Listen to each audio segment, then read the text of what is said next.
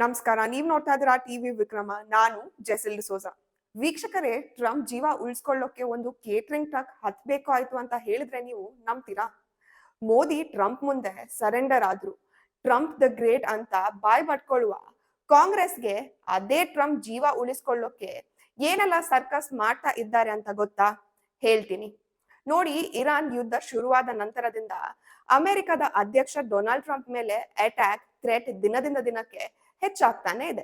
ಅವರ ಮೇಲೆ ಯಾವ ಕ್ಷಣದಲ್ಲಾದ್ರೂ ಡೆಡ್ಲಿ ಅಟ್ಯಾಕ್ ಆಗ್ಬಹುದು ಅನ್ನುವ ರಿಪೋರ್ಟ್ಸ್ ನಿರಂತರವಾಗಿ ಬರ್ತಾನೆ ಇದೆ. ಈ ವಿಚಾರದಲ್ಲಿ ಇವತ್ತು ಬೆಚ್ಚಿ ಬೀಳಿಸುವ ಎರಡು ದೊಡ್ಡ ಸುದ್ದಿಗಳು ನಾವು ನಿಮ್ಗೆ ಹೇಳೋಕೆ ಹೊರಟಿರೋದು. ಅದಕ್ಕೂ ಮೊದಲು ನೀವು ಟಿವಿ ವಿಕ್ರಮವನ್ನ ಸಬ್ಸ್ಕ್ರೈಬ್ ಮಾಡದೇ ಇದ್ರೆ ಈ ಕೂಡಲೇ ಸಬ್ಸ್ಕ್ರೈಬ್ ಮಾಡಿ. ವೀಕ್ಷಕರೇ, ಇದೇ ಮೊದಲ ಬಾರಿಗೆ ಪ್ರೆಸಿಡೆಂಟ್ ಟ್ರಂಪ್ ಸೆಕ್ಯೂರಿಟಿಗೋಸ್ಕರ ಏರ್ ಡಿಫೆನ್ಸ್ ಸಿಸ್ಟಮ್ ಅನ್ನ ಡಿಪ್ಲಾಯ್ ಮಾಡಲಾಗಿದೆ. ಟ್ರಂಪ್ ಈಗ ಎಲ್ಲಿಗೆ ಹೋದ್ರೂ ಕೂಡ ಅಲ್ಲಿ ಏರ್ ಡಿಫೆನ್ಸ್ ಸಿಸ್ಟಮ್ ಮತ್ತು ಬುಲೆಟ್ ಪ್ರೂಫ್ ಕಾರ್ಸ್ ಇದ್ದೇ ಇರುತ್ತೆ. ಅವರು ಎಲ್ಲೇ ಗಾಲ್ಫ್ ಆಡೋಕ್ಕೂ ಹೋದ್ರು ಅಲ್ಲಿ ಅವರಿಗೋಸ್ಕರ bullet proof cars, golf cars ready ಆಗೇ ಇರುತ್ತೆ. ಅಷ್ಟೇ ಅಲ್ಲ, ಟ್ರಂಪ್ ಯಾವ ಜಾಗದಲ್ಲಿ ಗಾಲ್ಫ್ ಆಡ್ತಾರೋ ಆ ಜಾಗದಲ್ಲಿ ಏರ್ ಡಿಫೆನ್ಸ್ ಸಿಸ್ಟಮ್ ಕೂಡ ಡಿಪ್ಲಾಯ್ ಮಾಡಲಾಗುತ್ತೆ. ಬಹಳ ಶಾಕಿಂಗ್ ವಿಷಯ ಏನ್ ಗೊತ್ತಾ? ಕಳೆದ ತಿಂಗಳು ಟ್ರಂಪ್ ಟರ್ಕಿಯಲ್ಲಿ ನ್ಯಾಟೋ ಸಮ್ಮಿಟ್ ನಲ್ಲಿ ಭಾಗವಹಿಸಿ ಜುಲೈ 8ಕ್ಕೆ ಅಮೆರಿಕಕ್ಕೆ ವಾಪಸ್ ಬರ್ತಾ ಇದ್ದಾಗ ಅವರು ಏರ್ ಫೋರ್ಸ್ 1 ಏರ್ ಕ್ರಾಫ್ಟ್ ನಲ್ಲಿ ಅಲ್ಲ, ಬದಲಾಗಿ ಬ್ರಿಟನ್ ವರೆಗೆ ಅವರು ಮಿಲಿಟರಿ ಏರ್ ಕ್ರಾಫ್ಟ್ ನಲ್ಲೇ ಟ್ರಾವೆಲ್ ಮಾಡ್ತಾರೆ. ಆದ್ರೆ ಇಡೀ ಜಗತ್ತು ಮಾತ್ರ Trump air force 1 air craft ನಲ್ಲಿ ಇದ್ದಾರೆ, ಅದ್ರಲ್ಲೇ ಟ್ರಾವೆಲ್ ಮಾಡ್ತಾರೆ ಅಂತ ಭಾವಿಸಿದ್ರು. ಆದ್ರೆ ಈಗ ಗೊತ್ತಾಗುತ್ತೆ ಏನಂದ್ರೆ ಟ್ರಂಪ್ ಏರ್ ಫೋರ್ಸ್ 1 ಏರ್ ನಲ್ಲಿ ಇರ್ಲಿಲ್ಲ ಅಂತ. ಅಮೆರಿಕದ ಒಂದು ದೊಡ್ಡ ನ್ಯೂಸ್ ಪೇಪರ್ ವರದಿ ಪ್ರಕಾರ ಟರ್ಕಿಯಿಂದ ನ್ಯಾಟೋ ಸಮ್ಮಿಟ್ ಮುಗಿಸಿಕೊಂಡು ಹೊರಡುವಾಗ ಟ್ರಂಪ್ ಮೊದಲು ಏರ್ ಫೋರ್ಸ್ 1 ಏರ್ ಕ್ರಾಫ್ಟ್ ವಿಮಾನವನ್ನ ಹತ್ತಿದ್ರು. ಕ್ಯಾಮೆರಾಗಳ ಮುಂದೆ ಕೈ ಬೀಸಿ ತಾವು ನಿಜಕ್ಕೂ ಅದೇ ಏರ್ ಕ್ರಾಫ್ಟ್ ನಲ್ಲಿ ಟ್ರಾವೆಲ್ ಮಾಡ್ತೇನೆ ಅಂತ ನಂಬಿಕೆ ಬರೋ ಹಾಗೆ ನಾಟಕವನ್ನ ಮಾಡಿದ್ರು. ಅದಾದ ನಂತರ ಟ್ರಂಪ್ ಅದೇ ವಿಮಾನದ ಮತ್ತೊಂದು ಬದಿಯ ಡೋರ್ ನಿಂದ ಕೆಳಗೆ ಇಳಿತಾರೆ. ಅದೇ ಪಕ್ಕದಲ್ಲೇ ಒಂದು ಕೇಟರಿಂಗ್ ಟ್ರಕ್ ಅವರಿಗಾಗಿ ವೇಟ್ ಮಾಡ್ತಾ ಇತ್ತು.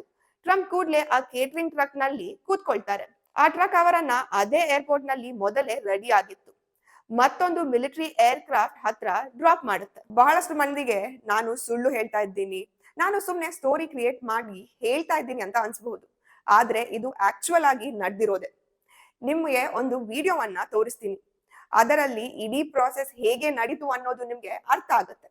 ಈ ವಿಡಿಯೋವನ್ನ ಒಂದ್ಸತಿ ನೋಡ್ಕೊಂಡು ಬನ್ನಿ.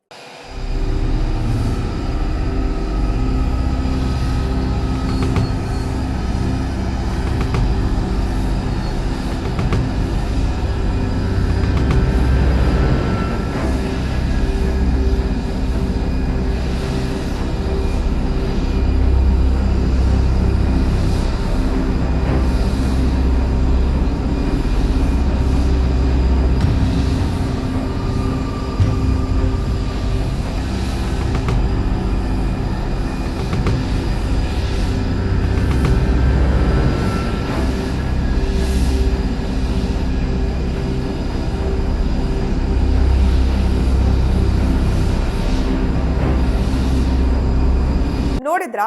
ಹೌದು, ಕ್ಯಾಮರಾ ಮುಂದೆ ಫೋಟೋವನ್ನ ತೆಗೆಸ್ಕೊಳ್ತಾರೆ, ವಿಮಾನ ಹತ್ತಾರೆ. ಆಮೇಲೆ ಅದೇ ವಿಮಾನದ ಮತ್ತೊಂದು ಡೋರ್ ನಿಂದ ಕೆಳಗೆ ಇಳಿದು ಕೇಟರಿಂಗ್ ಟ್ರಕ್ ಮೂಲಕ ಮಿಲಿಟರಿ ಏರ್ ಕ್ರಾಫ್ಟ್ ಗೆ ಏರ್ತಾರೆ. ಟ್ರಂಪ್ ಮೊದಲು ಹತ್ತಿದ ವಿಮಾನದಲ್ಲಿ ಅವರ ಜೊತೆ ಪ್ರೆಸ್ ನ ಕೆಲವು ಮಂದಿ ಇದ್ರು, ಕೆಲವು ಅವರ ಸ್ಟಾಫ್ ಗಳು ಕೂಡ ಇದ್ರು. ಆದ್ರೆ ಅವರಲ್ಲಿ ಬಹುತೇಕ ಜನರಿಗೆ ತಾವು ಕೂತಿದ್ದ ಆ ವಿಮಾನದಲ್ಲಿ ಈಗ ಟ್ರಂಪ್ ಇಲ್ಲ, ಅವರು ಮತ್ತೊಂದು ಡೋರ್ ನಿಂದ ಕೆಳಗೆ ಇಳಿದು ಹೋಗಿದ್ದಾರೆ ಅನ್ನೋದು ಅವರಿಗೆ ಗೊತ್ತೇ ಆಗಿಲ್ಲ. ವೀಕ್ಷಕರೇ, ಟ್ರಂಪ್ ಹೀಗೆ ಮಾಡಿದ್ದು ಯಾಕಂದ್ರೆ ಅವರ ಮೇಲೆ ಇರಾನ್ ನಿಂದ ಡೆಡ್ಲಿ ಅಟ್ಯಾಕ್ ನಡೆಯುತ್ತೆ ಅನ್ನುವ ಅಪಾಯ ಇದೆ, ಬೆದರಿಕೆ ಇದೆ. ಅವರ ವಿಮಾನದ ಮೇಲೆ ಎನಿ ಟೈಮ್ ಅಟ್ಯಾಕ್ ಆಗಬಹುದು ಅನ್ನುವ ಮಾಹಿತಿ ನಿರಂತರವಾಗಿ ಸಿಗ್ತಾ ಇರುತ್ತೆ. ಇದು ಒಂದು ಶಾಕಿಂಗ್ ವಿಷಯ. ಆದ್ರೆ ಟ್ರಂಪ್ ಸೆಕ್ಯೂರಿಟಿಗೆ ಸಂಬಂಧಿಸಿದ ಎರಡನೇ ದೊಡ್ಡ ಸುದ್ದಿ ಏನಂದ್ರೆ, ಆಗಸ್ಟ್ 9ಕ್ಕೆ ಅಮೆರಿಕದ ನ್ಯೂ ಜರ್ಸಿ ಸ್ಟೇಟ್ ನಲ್ಲಿ ಟ್ರಂಪ್ ಗಾಲ್ಫ್ ಆಡ್ತಾ ಇದ್ರು. ಆ ಸಮಯದಲ್ಲಿ 2 ಸಿವಿಲಿಯನ್ ಏರ್ ಕ್ರಾಫ್ಟ್ ಗಳು ಆ ಪ್ರದೇಶಕ್ಕೆ ನುಗ್ಗುತ್ತೆ. ಅದರಲ್ಲಿ ಏನು ವಿಶೇಷ ಅಂತ ಕೇಳಿದ್ರೆ, ಆ ಪ್ರದೇಶ ನೋ ಫ್ಲೈ ಝೋನ್ ಆಗಿತ್ತು.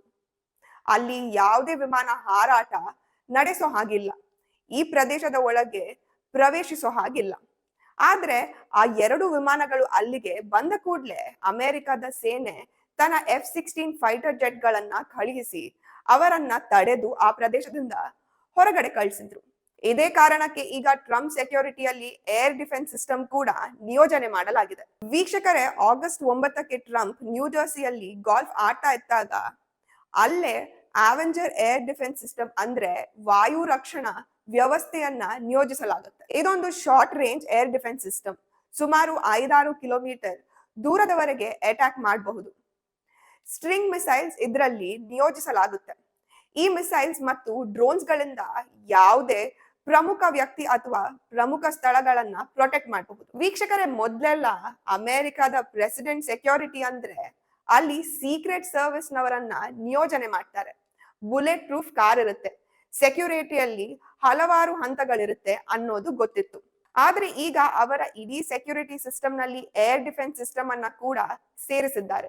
ಯಾಕಂದ್ರೆ ಈಗ ಒಂದು ಸಣ್ಣ ಡ್ರೋನ್ ಕೂಡ ಟ್ರಂಪ್ಗೆ ದೊಡ್ಡ ಅಪಾಯ ತಂದಬಹುದು. ಟ್ರಂಪ್ ಜೊತೆ ಗಾಲ್ಫ್ ಕೋರ್ಸ್ ನಲ್ಲಿ ಈಗ ಒಂದು ಸಣ್ಣ ಬುಲೆಟ್ ಪ್ರೂಫ್ ವೆಹಿಕಲ್ ಕೂಡ ಇರುತ್ತೆ. ಅದರ ಹೆಸರು ಪೊಲಾರಿಸ್ ರೇಂಜರ್ ಅಂತ. ಇದು ಎಲ್ಲಿ ಬೇಕಾದ್ರೂ ಸುಲಭವಾಗಿ ಓಡುತ್ತೆ.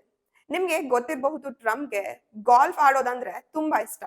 ಹೀಗಾಗಿ ಟ್ರಂಪ್ ಎಲ್ಲೇ ಗಾಲ್ಫ್ ಆಡಕ್ಕೆ ಹೋದ್ರು ಅಲ್ಲಿ ಅವರ ಜೊತೆ ಈ ಬುಲೆಟ್ ಪ್ರೂಫ್ ಗಾಲ್ಫ್ ಕಾರ್ಟ್ ಯಾವತ್ತು ರೆಡಿ ಆಗಿರುತ್ತೆ. ಒಂದ್ ವೇಳೆ ಹಾಗೆ ಯಾವ್ದಾದ್ರು ಅಟ್ಯಾಕ್ ಆದ್ರೆ ಅಲ್ಲಿಂದಾನೆ ಅವರನ್ನ ಈ ಬುಲೆಟ್ ಪ್ರೂಫ್ ಗಾಲ್ಫ್ ಕಾರ್ಟ್ ನಲ್ಲಿ ಕೂರಿಸಿಕೊಂಡು ಸೇಫ್ ಆಗಿ ಅಲ್ಲಿಂದ ಹೊರಗಡೆ ಕರ್ಕೊಂಡು ಹೋಗೋಕೆ ಸಾಧ್ಯ ಆಗುತ್ತೆ. ಒನ್ಸ್ ಅಗೇನ್, ಟ್ರಂಪ್ ನ ಈ ಹೊಸ ಸೆಕ್ಯೂರಿಟಿಯ ಹಿಂದೆ ಇರುವ ದೊಡ್ಡ ಕಾರಣ ಇರಾನ್.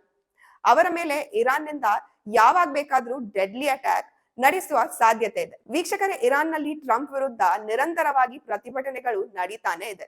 ಕಳೆದ ತಿಂಗಳು ಅಯಾತುಲ್ಲಾ ಖಮೇನಿಯ ಅಂತ್ಯಕ್ರಿಯೆಯ ಸಂದರ್ಭದಲ್ಲಿ ಇರಾನ್ನ ಬೀದಿಯಲ್ಲಿ ಟ್ರಂಪ್ ಸಾಯ್ಬೇಕು ಅನ್ನುವ ಘೋಷಣೆಗಳನ್ನ ಕೇಳಿ ಬಂತು. ಇನ್ನು ಇಸ್ರಾಯೇಲ್ನ ಇಂಟೆಲಿಜೆನ್ಸ್ ಏಜೆನ್ಸಿ ಕೂಡ ಅಮೆರಿಕಾಗೆ ಇರಾನ್ ಟ್ರಂಪ್ ಅವರನ್ನ ಹತ್ಯೆ ಮಾಡುವ ಪ್ಲಾನಿಂಗ್ ಮಾಡ್ತಾ ಇದ್ದಾರೆ ಅನ್ನುವ ಗುಪ್ತ ಮಾಹಿತಿಯನ್ನ ನೀಡಿತ್ತು. ಮತ್ತೊಂದ್ ಕಡೆ ಅಲಿ ಖಮೇನಿಯ ಮಗ ಮುಜ್ತಬಾ ಖಮೇನಿ ಕಡೆಯಿಂದ ಕೂಡ ಜೀವ ಬೆದರಿಕೆ. ಇರಾನ್ನ ಸುಪ್ರೀಂ ಲೀಡರ್ ಮುಜ್ತಬಾ ಖಮೇನಿ ತಮ್ಮ ತಂದೆಯ ಅಂತ್ಯಕ್ರಿಯೆಯಲ್ಲಿ ಭಾಗವಹಿಸಲಿಲ್ಲ. ಆದ್ರೆ ಜುಲೈ 11ನೇ ತಾರೀಕು ಅವರು ಟ್ರಂಪ್ ವಿರುದ್ಧ ತಮ್ಮ ತಂದೆಯ ಹತ್ಯೆಯ ಸೇಡು ತೀರಿಸಿಕೊಳ್ಳುತ್ತೇನೆ ಅನ್ನುವ ನೇರ ಬೆದರಿಕೆಯನ್ನ ಹಾಕ್ತಾರೆ. ಯಾಕೆ ಇರಾನ್ಗೆ ಇಷ್ಟೊಂದು ಕೋಪ ಅನ್ನೋದು ಮತ್ತೆ ಬಿಡಿಸಿ ಹೇಳ್ಬೇಕಾಗಿಲ್ಲ ಅಂತ ಅನ್ಕೊಳ್ತೀನಿ. ಫೆಬ್ರವರಿ 28ಕ್ಕೆ ಇದೇ ಅಮೆರಿಕ, ಇದೇ ಟ್ರಂಪ್ ನಡೆಸಿದ ಏರ್ ಸ್ಟ್ರೈಕ್ ನಲ್ಲಿ ಮುಜ್ತಬಾ ಖಮೇನಿ ಅವರ ತಂದೆ ಅಯಾತುಲ್ಲಾ ಅಲಿ ಖಮೇನಿ ಸಾವನ್ನಪ್ಪಿದ್ರು. ಅವತ್ತಿನಿಂದ ಇವತ್ತಿನವರೆಗೆ ಇರಾನ್ ನಲ್ಲಿ ಟ್ರಂಪ್ ವಿರುದ್ಧ ಸೇಡಿನ ಬೆಂಕಿ ಉರಿತಾನೆ ಇದೆ. ಇದಿಷ್ಟು ಸಾಲದಕ್ಕೆ ಕಳೆದ 2 ವರ್ಷಗಳಿಂದ ಒಟ್ಟಾರೆಯಾಗಿ ಅಮೆರಿಕದಲ್ಲೇ ಟ್ರಂಪ್ ಮೇಲೆ 3 ಬಾರಿ ಅಟ್ಯಾಕ್ ಮಾಡಲಾಗಿದೆ.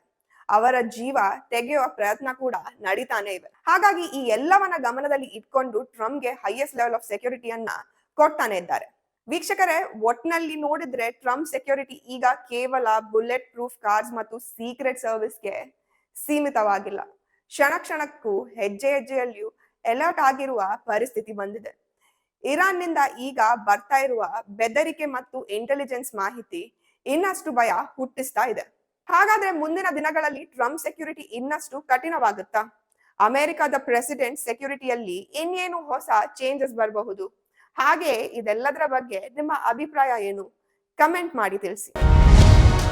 ಟಿವಿ ವಿಕ್ರಮ, ದೇಶ ನಿಮ್ಮ ಕೈಯಲ್ಲಿ.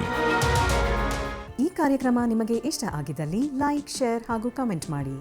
ಟಿವಿ ವಿಕ್ರಮದ ಕಾರ್ಯಕ್ರಮಗಳನ್ನು ನಿರಂತರವಾಗಿ ವೀಕ್ಷಿಸಲು ಸಬ್ಸ್ಕ್ರೈಬ್ ಮಾಡಿ, ಬೆಲ್ ಐಕನ್ ಒತ್ತಿ.